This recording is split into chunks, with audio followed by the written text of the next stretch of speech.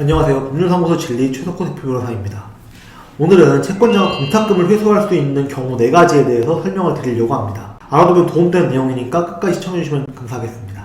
이번 사안은 채권자가 채무자를 상대로 본안 소송을 제기하기 전이나 본안 소송을 진행하는 중에 가압류를 진행했고 그 과정에서 공탁금을 법원에 낸 경우를 기준으로 설명을 드리겠습니다.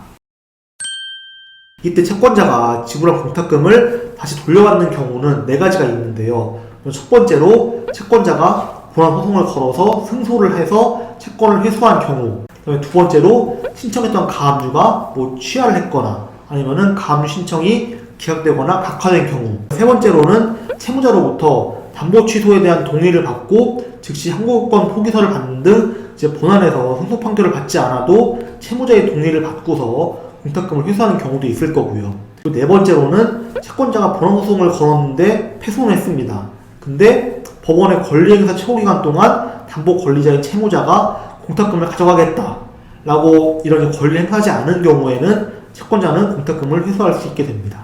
그러니까 아까 말씀드린 경우 중에 가압류 신청이 각하되거나 기각된 경우, 이 경우를 제외한 나머지 3가지 경우 같은 경우에는 채권자가 공탁금을 회수하기 위해서는 가압류 신청을 일단 취하해야 되고요. 그 다음에 집행해제 신청서를 제출해야 되고요. 그 후에 담보 취소 신청서를 제출하거나 권리행사 최고 및 담보 취소를 신청하고 최종적으로 법원을 통해서 담보 취소 결정을 받게 되면은 채권자는 담보 취소 결정 정본과 확정 증명원 그리고 공탁서를 첨부해가지고 회수 청구서를 공탁법원에 제출을 하면은 공탁금을 회수할 수 있게 됩니다. 그 외에 가압류 신청이 취하되거나 각하된 경우라고 한다면은 공탁물 회수 청구서 2부를 작성해가지고 공탁 소멸을 증명하는 서류를 첨부하고 공탁서에 제출을 하면은 공탁금 회수를 할 수가 있게 되고요. 공탁금을 회수할 수 있는 사유별로 준비해야 되는 서류가 다르기 때문에 지금 내가 처한 상황이 어떤 사유에 해당하는지 잘 파악을 해서 서류를 준비하는 게 좋겠죠. 그 외에도 채무자가 채무를 변제하지 않고 가압류 해방 공탁을 하는 경우도 있는데 이때는 채권자가 공탁금을 회수할 수 있고요. 이거를 해방 공탁에 의한 가압류 집행 취소 신청이라고 합니다.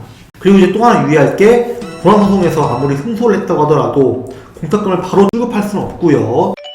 채무자의 공탁금 회수 청구권에 대한 가압류를 본 압류로 전이하는 채권 압류 및 추심 명령을 신청해가지고 그 결정 정본과 확정 증명을 첨부해야 공탁금을 회수할 수 있게 됩니다.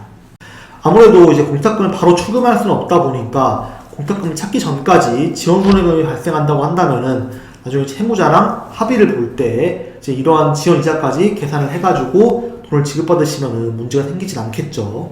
그리고 만약에 정말 내가 소송을 걸어서 이긴 이겼는데 일부만 승소를 했다라고 한다면은 채무자가 공탁금을 회수할 수도 있지 않나 라고 걱정하실 수도 있을 텐데 일부 승소 판결이 나왔다고 하더라도 우선 채무자가 승소 판결난 금액을 변제하지 않으면은 채권자는 압류 전부 명령을 통해서 집행을 해나갈 수 있기 때문에 걱정하지 마시고 후속 절차를 통해서 공탁금 회수를 진행하시면 될 것 같습니다. 오늘은 채권자가 공탁금을 회수할 수 있는 사유와 그 절차를 설명드려 봤는데 도움이 되었기를 바라고요. 다음에 또 유익한 정보 전달드리도록 하겠습니다.